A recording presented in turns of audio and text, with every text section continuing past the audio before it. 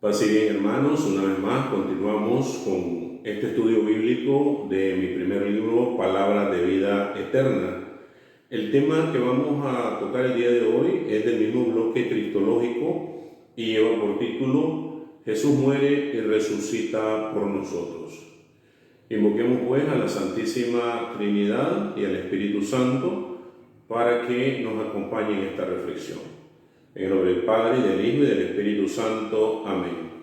Ven, Espíritu Santo, llena los corazones de tus fieles y enciende en ellos el fuego de tu amor. Envía, Señor, tu Espíritu y renovarás la faz de la tierra. Oh Dios, que has iluminado los corazones de tus fieles con la luz del Espíritu Santo, concédenos que, guiados por el mismo Espíritu, sintamos con rectitud y gocemos siempre de tu consuelo, por Jesucristo nuestro Señor. Amén. El tema de hoy, como les dije anteriormente, Jesús muere y resucita por nosotros. Hoy hablaremos del suceso que cambió la historia de la humanidad, hasta tal punto que la dividió en dos partes, antes de Cristo y después de Cristo. Ese suceso maravilloso es la muerte y resurrección de nuestro Señor Jesucristo, misterio conocido en nuestra iglesia como el ministerio pascual. Hoy pues hablaremos de esa entrega total, de esa entrega de amor, de esa muestra de amor, como diría nuestro Señor Jesús, de Dios Padre para cada uno de nosotros sus hijos. Iniciamos pues con la lectura del libro de los Hechos, capítulo 5, versículo del 30 al 32.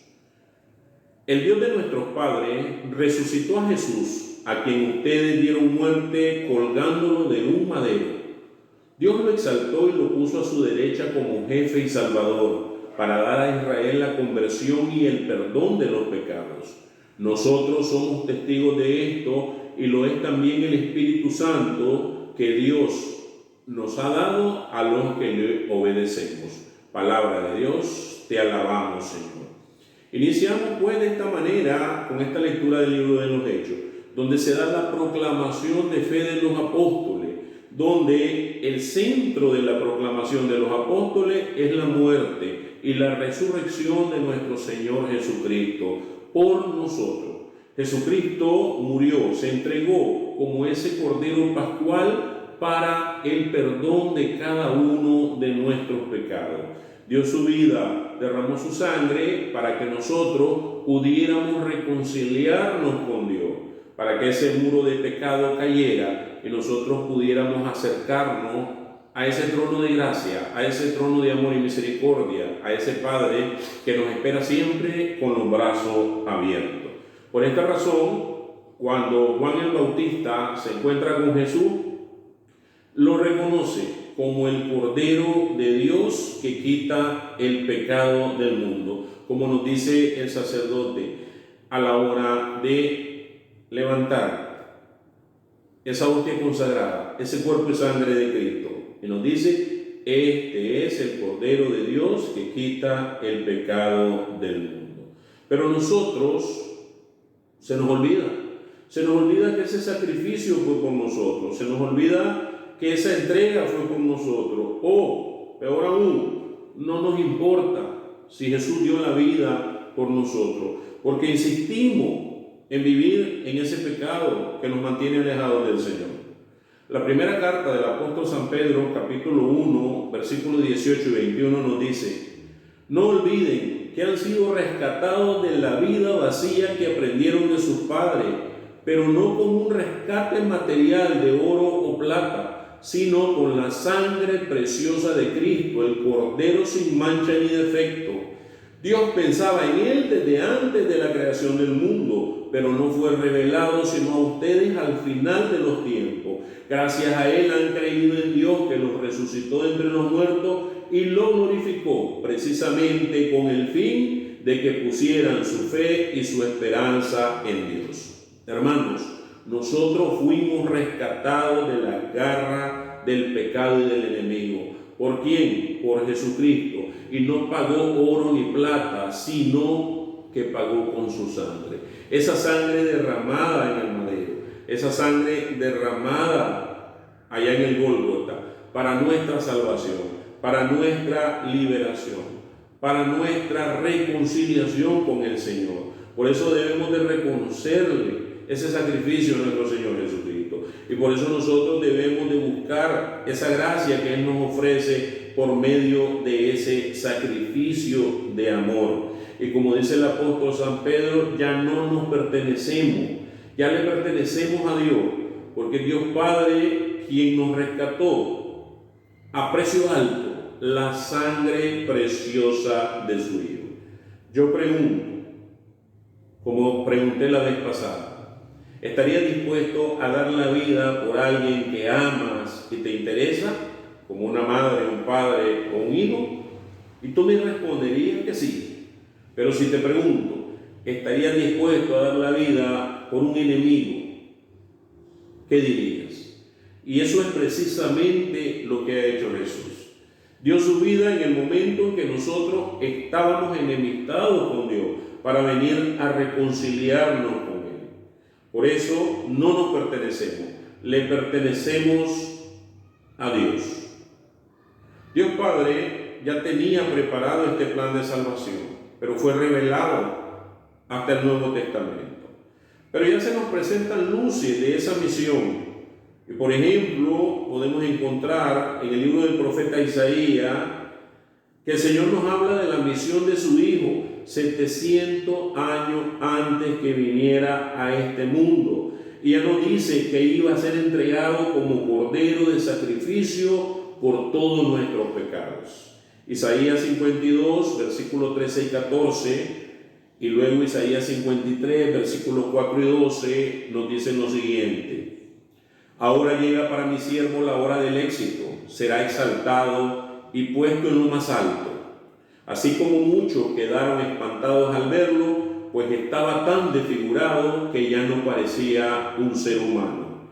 Sin embargo, eran nuestras dolencias las que Él llevaba, eran nuestros dolores los que les pesaban. Nosotros lo creíamos azotado por Dios, castigado y humillado, y eran nuestras faltas por las que era destruido, nuestros pecados por los que era aplastado. Él soportó el castigo que nos trae la paz, y por sus llagas hemos sido sanados. Todos andábamos como ovejas errantes, cada cual seguía su propio camino, y Yahvé descargó sobre él la culpa de todos nosotros. Fue maltratado y él se humilló y no dijo nada. Fue llevado cual cordero al matadero, como una oveja que permanece muda cuando la esquinan.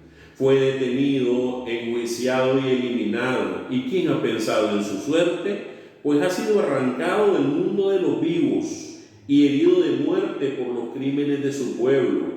Fue sepultado junto a los malhechores y su tumba quedó junto a los ricos, a pesar de que nunca cometió una violencia ni nunca salió una mentira de su boca. Quiso Yahvé destrozarlo con padecimientos y él ofreció su vida como sacrificio por el pecado. Por esto verá a sus descendientes y tendrá larga vida, y el proyecto de Dios prosperará en sus manos. Después de las amarguras que haya padecido su alma, gozará del pleno conocimiento. El justo, mi servidor, hará una multitud de justos después de cargar con sus deudas. Por eso le daré en herencia muchedumbre y lo contaré entre los grandes, porque se ha negado a sí mismo hasta la muerte y ha sido contado entre los pecadores cuando llevaba sobre sí los pecados de muchos e intercedía por los pecadores. Palabra de Dios, te alabamos, Señor. Esta es una linda reflexión bíblica para darnos cuenta de todo el padecimiento de nuestro Señor Jesucristo, anunciado desde el Antiguo Testamento, de que era nuestra culpa la que cargaba, era nuestro pecado el que cargaba, era azotado, humillado por nosotros, por cada uno de nuestros pecados. Y cuando nosotros seguimos pecando, seguimos aumentando ese sufrimiento en el corazón de Cristo, porque el Señor quiere que nosotros nos volvamos a Él, que le busquemos, que busquemos esa misericordia y ese perdón que nos haga volver a ser hijos del Padre, como ese hijo pródigo que regresa a su casa. Por eso, hermanos, el Señor nos dice que nuestro Señor Jesucristo, luego de ofrecer su vida, pasará a ser una multitud de justos, porque tendrá miles de seguidores. ¿Por qué? Porque nosotros sabemos que Él se entregó por nosotros. Él se entregó por ti y por mí, para nuestra reconciliación con Dios, para nuestra salvación. Y así como se entregó, así nuestro Señor Jesucristo se hizo obediente hasta la muerte, como dice la palabra. Y qué importante es esto, porque como dice un santo de la iglesia, el Hijo de Dios se hizo hijo de hombre para que el Hijo del hombre se convirtiera en hijo de Dios. Él nos viene a traer esa salvación que Dios Padre Celestial nos quiere dar, porque Jesús conocía su misión.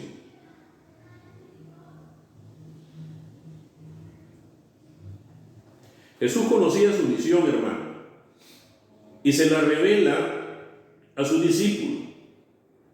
Y que quede claro, nadie, absolutamente nadie le quita la vida al Hijo de Dios. Él la entrega por nosotros, como dice su palabra. Evangelio de San Juan, capítulo 10, versículo del 11 al 18. Dice el Señor: yo soy el buen pastor.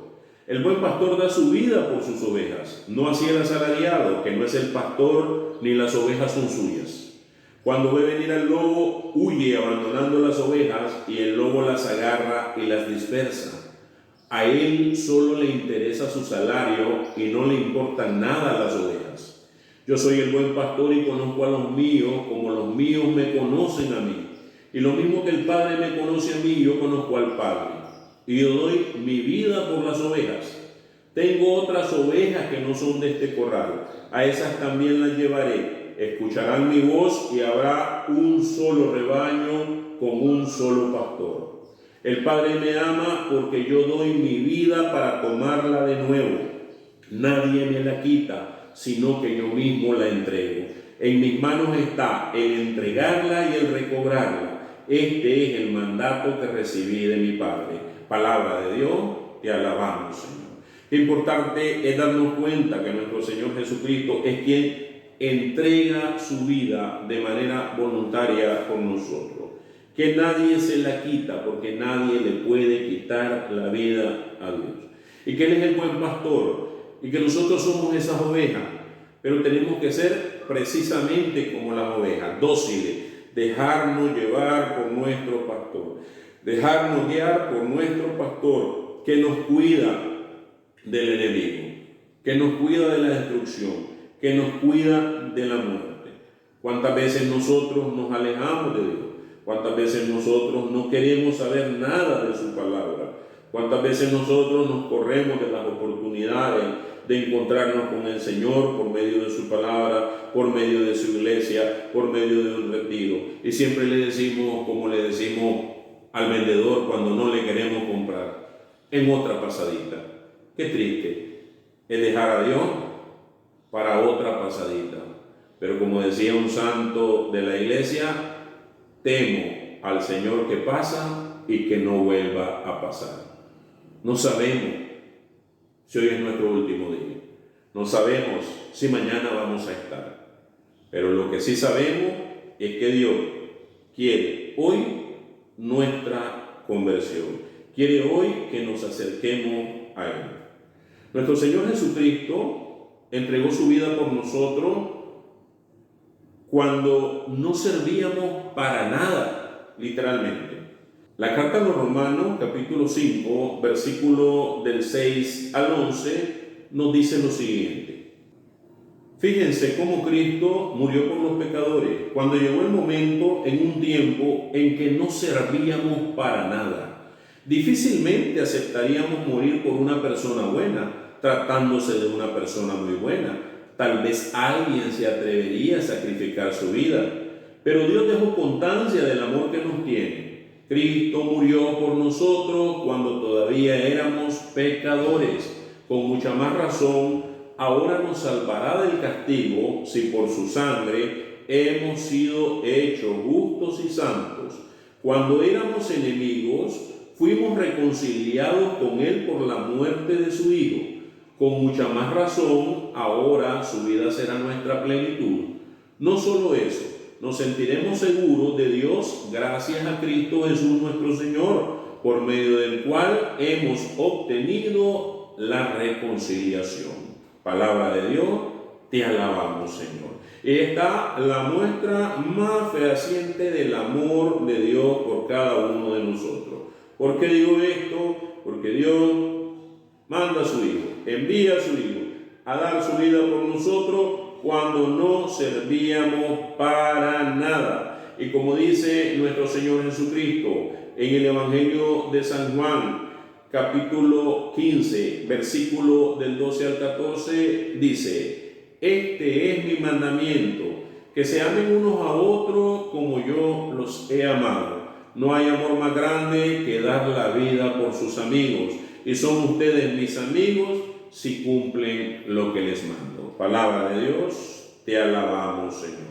Y así nosotros, hermanos, estamos llamados a amarnos unos a otros, a amarnos de igual manera como nos amó Cristo, a amarnos como nos ama esa madre amorosa, esa madre incondicional que da la vida por sus hijos, que se desgasta la vida por sus hijos, a demostrar ese amor entre nosotros como quiere el Señor. ¿Por qué? Porque Jesucristo pagó toda la deuda de nuestro pecado en la cruz. Colosenses capítulo 2, versículo del 11 al 15 dice: en Cristo recibieron una circuncisión no humana, no quirúrgica, que los despojó enteramente del cuerpo carnal. Esta circuncisión de Cristo es el bautismo, en el cual fueron sepultados con Cristo, y en él fueron luego resucitados por haber creído en el poder de Dios que los resucitó de entre los muertos. Ustedes estaban muertos por sus pecados y su misma persona no estaba circuncidada, pero Dios los hizo revivir junto a Cristo, nos perdonó todas nuestras faltas. Anuló el comprobante de nuestra deuda, esos mandamientos que nos acusaban, lo clavó en la cruz y lo suprimió. Le quitó su poder a las autoridades del mundo superior, las humilló ante la faz del mundo y la llevó como prisioneros en el cortejo triunfal de su cruz. Palabra de Dios, te alabamos, Señor. Nos damos cuenta cómo nuestro Señor Jesucristo, por medio de ese sacrificio y de su sangre, como dice su palabra, paga toda la deuda de pecado que teníamos y nos reconcilia nuevamente con el Señor.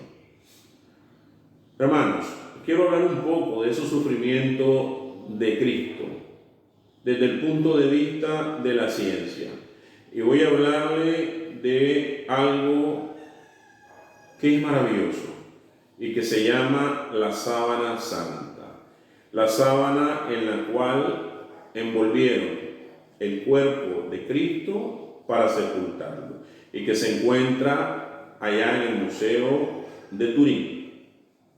La sábana santa mide aproximadamente 1 metro de ancho por 4 metros de largo, y esta sábana fue estudiada por los científicos de la NASA y descubrieron que en la sábana está reflejada una imagen de un hombre, pero esta imagen es el negativo de un cuerpo de frente y de dorso. Miren esto, el negativo de un cuerpo cuando no existía la fotografía, y además de esto es tridimensional. Imagínense, dos cosas imposibles para esa época. Pero bueno, ¿qué encontraron estos científicos en la sábana santa? Vamos a ver. 1.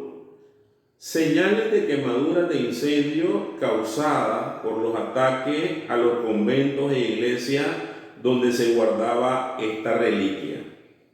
2. Manchas de agua, obviamente agua que era utilizada para apagar el fuego en estos conventos e iglesias. 3. Se descubre un cuerpo entero de frente y dorso unida a la imagen por la cabeza. 4. En este cuerpo se pueden ver las marcas de los azotes en todo el cuerpo y la cara, menos en el corazón. ¿Por qué? Porque las personas que azotaban eran expertas y sabían que no podían azotar en el corazón, porque si no le causaban la muerte al reo. ¿Cuántos azotes se cuentan en la Sábana Santa? 120 azotes contables del centro del cuerpo hacia afuera. Para azotar a nuestro Señor Jesucristo, dicen los expertos, se usaron azotes de 3 ramales con bolitas de acero en la punta, que solamente se utilizaban para castigar a los criminales no romanos. ¿Qué otra cosa se encontró en esta Sábana Santa? La corona de espina aparece no como una coronita alrededor de la cabeza, sino como un casco de espina que hiere toda la cabeza, con espina de hasta 4 pulgadas de largo, y que luego de herir el cuero cabelludo bañaron de sangre toda su cara. Por eso el profeta Isaías nos dice que no parecía humano, que su rostro estaba desfigurado por todos los golpes y la sangre. ¿Qué más se encontró en la Sábana Santa? Se encontraron las marcas de las cuerdas en los brazos, donde amarraron el patíbulo de la cruz, que en cada caída que el Señor tenía hacía que se golpeara más el rostro por no poder meter las manos, y hacía que esas espinas de ese casco de espinas que le habían puesto se introdujeran más en su cabeza. ¿Qué más encontró? Las marcas de la cuerda que lastimó su tobillo, porque cuando llevaban a estos condenados a muerte, los llevaban amarrados del tobillo uno a otros. Y recordemos que Jesús, nuestro Señor Jesucristo, fue crucificado en medio de 2 ladrones. ¿Qué más se encontró en la Sábana Santa? La rodilla derecha lastimada e inflamada. Esto se debía que al caer, como no podía meter sus manos, metía su rodilla. Y recordemos que nuestro Señor Jesucristo muchas veces cayó por la debilidad sufrida, por el doble castigo al que fue sometido: azotes y crucifixión. Y digo doble castigo porque según las leyes romanas, a la persona que era azotada no se le crucificaba, y a la persona que se le crucificaba no se le azotaba. Pero nuestro Señor Jesucristo, siendo el más inocente de todos, recibió azote y crucifixión. ¿Qué más encontramos? Los expertos encontraron en esta Sábana Santa que los talones estaban despellejados. ¿Por qué? Porque a nuestro Señor Jesucristo lo llevaban descalzo. Y recordemos que estas calles eran empinadas y eran calles de piedra. Otra cosa más que se encontró son las señales de los clavos en las muñecas y no en las palmas de las manos, como nosotros estamos acostumbrados a representar la crucifixión.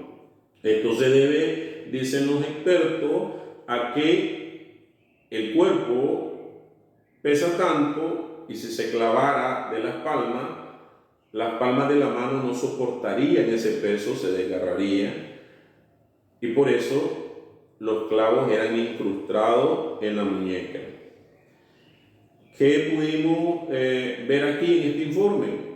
Que aparece que las manos solamente tienen 4 dedos. ¿Por qué? Porque hay un efecto que cuando a ti te clavan la muñeca, el dedo que nosotros llamamos gordo se recoge y queda escondido.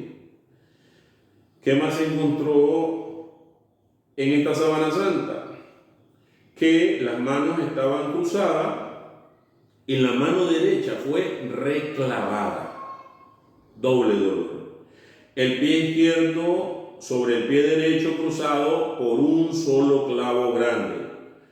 Se encontró también la herida de lanza a la altura de la sexta costilla, de 4.4 centímetros, que atravesó la costilla, el pulmón y el corazón. Y también se encontraron dos monedas tapándole los ojos. Monedas que eran de la época de nuestro Señor Jesucristo y que era costumbre que se pusieran en los ojos de los difuntos. En conclusión, la NASA y sus expertos nos dicen que todo el estudio de la sábana santa roja, que en esa sábana había envuelto un cuerpo y que ese cuerpo desapareció atravesando la tela sin romperla. Pero esto que les estoy diciendo viola todas las leyes de la física que conocemos. Por lo tanto, la resurrección de Cristo es el suceso más importante de toda la historia de la humanidad. Si no, fíjense en las religiones del mundo. Mahoma, enterrado. Buda, enterrado. Y todos los que podamos mencionar, enterrados. Solo con nuestro Señor Jesucristo, con fe y con certeza, podemos decir los cristianos, la tumba está vacía. Por lo tanto, hermanos, este sacrificio de Cristo que no se en vano. Jesús soportó todo esto para firmar con su sangre, como dice su palabra, el pacto de la nueva alianza que Dios estaba sellando con su nuevo pueblo. El Evangelio de San Mateo, capítulo 26, versículos 26 y 28, nos dice: mientras comían, Jesús tomó pan, pronunció la bendición, lo partió y lo dio a sus discípulos diciéndole: tomen y coman, esto es mi cuerpo. Después tomó una copa, dio gracias a Dios y se las pasó diciendo: beban todos de ella, esto es mi sangre, la sangre de la alianza que es derramada por una muchedumbre para el perdón de sus pecados. Palabra de Dios, te alabamos, Señor. Ese es el significado y el objeto de la entrega de nuestro Señor Jesucristo. Firmar con su sangre el pacto de la nueva alianza. Y con su resurrección nos da vida eterna. Y este es el verdadero misterio de nuestra fe. No la muerte de Cristo, no solo la muerte de Cristo, sino también su resurrección.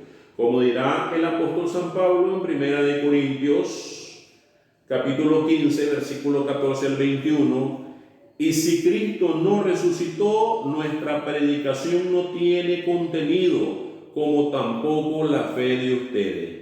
Con eso pasaríamos a ser falsos testigos de Dios, pues afirmamos que Dios resucitó a Cristo, siendo así que no lo resucitó, si es cierto que los muertos no resucitan.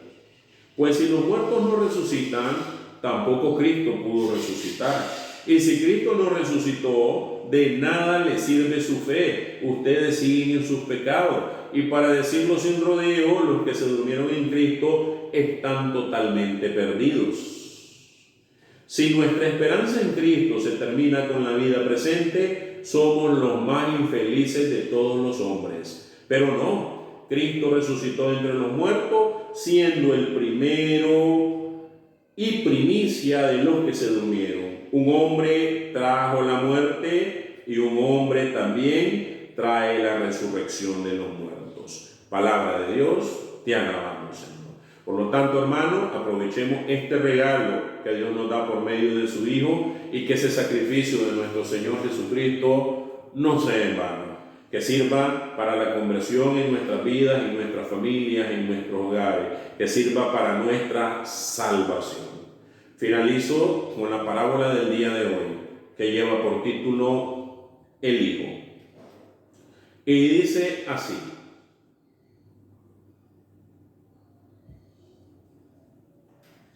un hombre rico y su hijo tenían una gran pasión por el arte. Tenían de todo en su colección, pinturas de Picasso hasta Rafael. Muy a menudo se sentaban juntos a admirar sus obras de arte. Desgraciadamente, el hijo fue a la guerra. Fue muy valiente y murió en la batalla mientras rescataba a otro soldado. El padre recibió la noticia y sufrió profundamente la muerte de su único hijo. Un mes más tarde, justo antes de la Navidad, alguien tocó a la puerta. Era un joven con un gran paquete en sus manos y le dijo al padre: Señor, usted no me conoce, pero yo soy el soldado por quien su hijo dio la vida. Él salvó muchas vidas ese día y me estaba llevando a un lugar seguro cuando una bala le atravesó el pecho, muriendo instantáneamente. Él hablaba muy a menudo de usted y de su amor por el arte. El muchacho extendió los brazos para entregarle el paquete al padre y le dijo: yo sé que esto no es mucho, yo no soy un gran artista, pero creo que a su hijo le hubiera gustado que usted recibiera esto. El padre abrió el paquete, era un retrato de su hijo pintado por el joven soldado. El padre lo contempló con profunda admiración y le dijo al soldado que había capturado la personalidad de su hijo en la pintura. Estaba tan atraído por la expresión de los ojos de su hijo que los suyos propios se arrasaron de lágrimas. Le agradeció al joven soldado y ofreció pagarle por el cuadro, pero el joven le dijo: no, señor, yo nunca podría pagarle lo que su hijo hizo por mí, es un regalo. Entonces el padre colgó el retrato arriba de la repisa de su chimenea. Cada vez que los visitantes e invitados llegaban a su casa, él les mostraba el retrato de su hijo antes de mostrarles su famosa galería. El hombre murió unos meses más tarde y se anunció una subasta con todas sus pinturas. Mucha gente importante e influyente acudió con grandes expectativas, con la idea de hacerse con un cuadro famoso de la colección. Sobre la plataforma de la subasta estaba el retrato del hijo. El subastador golpeó su mazo para dar inicio a la subasta, diciendo: empezaremos los remates con este retrato del hijo. ¿Cuánto ofrecen por este retrato? Y hubo un gran silencio. Entonces una voz del fondo de la habitación gritó: queremos ver las pinturas famosas, olvídese de esa no sirve, esa no tiene valor. Sin embargo, el subastador insistió: ¿alguien ofrece algo por esta pintura? $200, $100. Y otra voz gritó con enojo: no venimos por esa pintura, no nos interesa, venimos por los Van Gogh, por los Rembrandt, vamos, ya, salga de eso y que empiece la subasta de verdad. Pero aún así el subastador continuaba insistiendo: el hijo, ¿quién se lleva a el hijo? Finalmente una voz se oyó desde muy atrás de la habitación que decía: yo doy $10 por la pintura. Era el viejo jardinero del padre y del hijo. Siendo un hombre muy pobre, era lo único que podía ofrecer. El subastador dijo: tenemos $10, ¿quién da 20? ¿Quién da 20? La multitud se enojó. No querían la pintura del hijo, querían las que representaban una valiosa inversión para sus propias colecciones. Entonces el subastador golpeó con el mazo y dijo: a la 1, a las 2, a las 3, vendida por $10. Todo el mundo se alegró y gritaron: ahora sí, empecemos la subasta de verdad. Pero el subastador soltó su mazo y dijo: señores, lo siento mucho, pero la subasta llegó a su final. ¿Pero qué? Me dijeron. ¿Qué pasó con las pinturas? ¿Con los cuadros famosos? ¿Con los cuadros valiosos? Y el subastador repitió: lo siento. Cuando me llamaron para conducir esta subasta, se me dijo de un secreto estipulado en el testamento del dueño. Yo no tenía permitido revelar este secreto hasta este momento. Solamente la pintura del hijo sería subastada. Aquel que la comprara heredaría absolutamente todas las posesiones de este hombre, incluyendo todas sus pinturas famosas. El que se quede con el hijo, se queda con todo. Qué linda historia, hermano. Esa es la historia de nuestra vida. La historia de nuestra vida porque, al igual que estas personas, buscamos la fama, buscamos el dinero, buscamos solamente lo que queremos que nos agrade y dejamos a un lado al hijo. Se nos olvida lo más importante, El que se queda con el Hijo, se queda con todo. Acepta a Jesucristo en tu vida, quédate con el Hijo en tu vida y tendrás vida plena y eterna. Paz y bien. Señor, gracias por este momento, gracias por tu palabra, gracias por tu amor, gracias por tu misericordia, gracias por darnos a tu Hijo para nuestra salvación. No permita, Señor, que este sacrificio de Jesús sea en vano. No permita, Señor, que todos los engaños del mundo nos alejen de ti. Danos, Señor, la fe, la esperanza y el amor para que podamos abrir nuestro corazón y recibir a tu Hijo en nuestros corazones, en nuestros hogares, en nuestra familia, en nuestra vida. Te lo pedimos en el nombre que está sobre todo nombre, en el nombre de tu Hijo amado, nuestro Señor Jesucristo, que contigo vive y reina en unidad del Espíritu Santo y de Dios por los siglos de los siglos. Amén. Padre nuestro que estás en el cielo, santificado sea tu nombre, venga a nosotros tu reino, hágase, Señor, tu voluntad así en la tierra como en el cielo. Danos hoy nuestro pan de cada día. Perdona nuestras ofensas como también nosotros perdonamos a los que nos ofenden. No nos dejes caer en tentación, mas líbranos de todo mal. Amén. Dios te salve María, llena eres de gracia, el Señor es contigo, bendita eres entre todas las mujeres y bendito es el fruto de tu vientre Jesús. Santa María, Madre de Dios, ruega, Señora, por nosotros pecadores, ahora y en la hora de nuestra muerte. Amén. Dulce Madre, no te alejes, tu vista de mí no apartes, ven conmigo a todas partes y solo nunca nos dejes. Ya que nos proteges tanto como una verdadera Madre, haz que desde el cielo nos bendiga el Padre, el Hijo y el Espíritu Santo. Amén. Paz y bien.